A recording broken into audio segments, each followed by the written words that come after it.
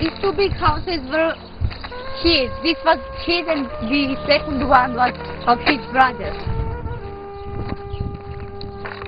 It's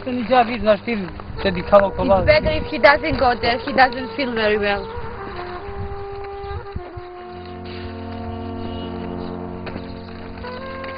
They had very beautiful life. They had every possibility. He doesn't want to go. He cannot see it. He feels sorry.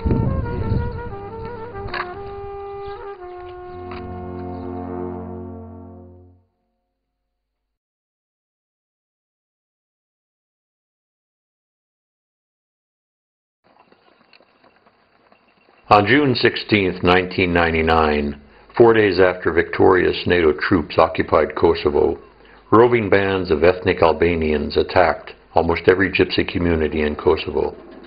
More than 100,000 gypsies, Roma, Ashkali, and Egyptians, were chased out of their homes, which were then looted and destroyed. Now, in what was once the largest gypsy community in Kosovo, and a thriving neighborhood of more than 8,000 people, only sheep live and graze among the ruins. Most of Mitrovica's gypsies escaped abroad. The rest, about 800, found shelter in an empty schoolhouse. After several months, the United Nations High Commissioner for Refugees took charge of them. The UN called them IDPs, internally displaced people, and decided to house them in tents and hurriedly built shacks, a temporary solution for 45 days, until these homeless people could be returned to their original neighborhood or taken to another country. Today, 6 years later, about 500 of these Mitrovica gypsies are still here.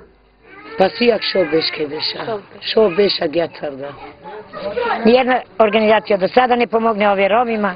Oni kako se snađe, živi neko po đubre, neko izlazi pokuplja gvožđe, pa prodaju onako. Mora da proživi, nema otkud da živi. 26 familija me në i nam kaj këtë rifqesh më la.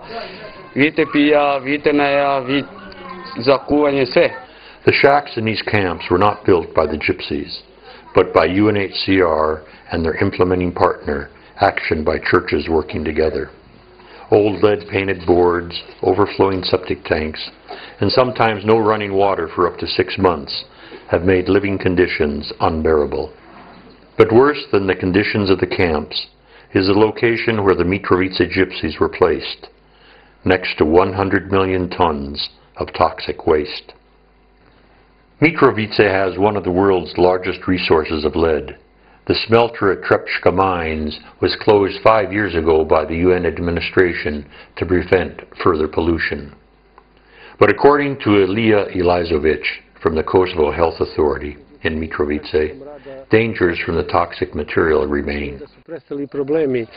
Problemi su ostali su u vidu deponija koje onda olovne prašine, olova u vodi i olova koji ugrožava živote. Posebno su ugroženi Roma kampovi koji se neposredno nalaze u industrijskoj zoni, u zoni gdje ruže vetrova direktno nanose prašinu, olovnu prašinu preko njihovog kampa. Ja mislim da je opasnost toliko velika da preti opasnost da čitava generacija jedna nestane.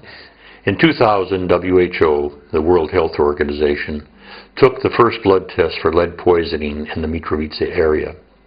The highest levels were found in the gypsy camps.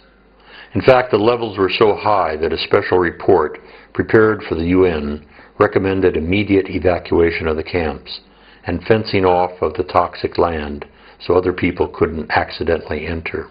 The UN not only kept the camps open, but also built a jogging track and sports ground between two of the camps and the toxic slag heaps.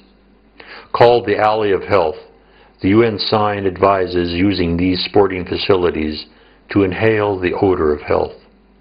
Exercising, opening the lungs, allows for more toxic dust to enter the body. Dr. Milana Stojanovic works for the Institute of Public Health in Mitrovica. In the past year, she has tested more than 60 gypsy children from the camps for lead poisoning. Došla sam do podataka da deca u izbjegličkim kampovima Česmin Lug, Kablar i Žitkovac imaju visoke koncentracije olova u kapilarnoj krvi. Bilo kakva iskustva sa ovakvom populacijom, sa ovako visokim nivom olova na jednom tako malom prostoru. Dr. Stojanović's results show most of the children with lead levels higher than 65 micrograms per deciliter, the highest level her equipment could measure. 3 micrograms per deciliter is the normal level of lead for people living in Germany. At 10 micrograms per deciliter, litigation cases are accepted by courts in the state of New York. 65 micrograms per deciliter, the lead levels in the camps, constitute a medical emergency requiring immediate evacuation. Dottore, ho prestini sardeccia dei risultati rate e faccio anche se le 650 za rezolo. Halai sile kala problemi katara olovo. Ha nam ku paruslo vetinjara chavren. Telici nempe. Obici sardecci vetinjara la nigde ništa. Sad se upukeci otrove od deteta. Andor kjer saša mai šukar, ni olovi ni ništa, ni javili čere. Saranjano kampu. Saraveliamo, che so besca te sema men. Pa katero sa stipeka na sama se nama rečera, čavrši sa original. Vi sa ste vikova, vi na svako inače. A pisa vilam kate vi bi pajesko, vi bi higijensko, a se higijena najas kanči.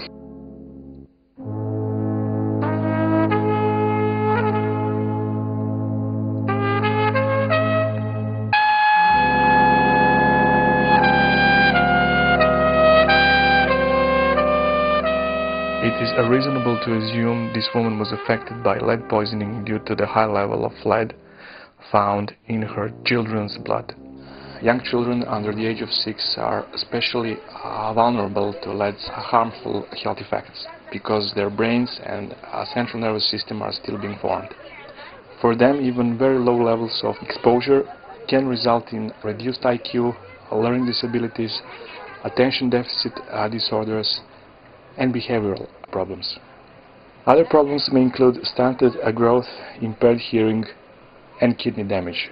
Reduced coordination and problems walking could be some of the most prominent signs of high-level lead poisoning. Also, at high levels of exposure, black stripes of lead will appear on a child's gums. In the worst cases, a child may become mentally retarded, fall into a coma, and even die from lead poisoning. This is Janita Mehmeti. She was a bright 4-year-old gypsy girl attending the camp kindergarten when her teacher noticed she was losing her memory and finding it hard to walk. Her older sister Malasha recalls what happened. Desila se, došla iz škole, posle 2 sata, imala je 2 sati, nije bila ni bolesna, ni ništa tako od samog sebe. Samo se, znaš, onako, tu se slugila. Janita Mehmeti died on July 22, 2004 in the Žitkovac UN camp.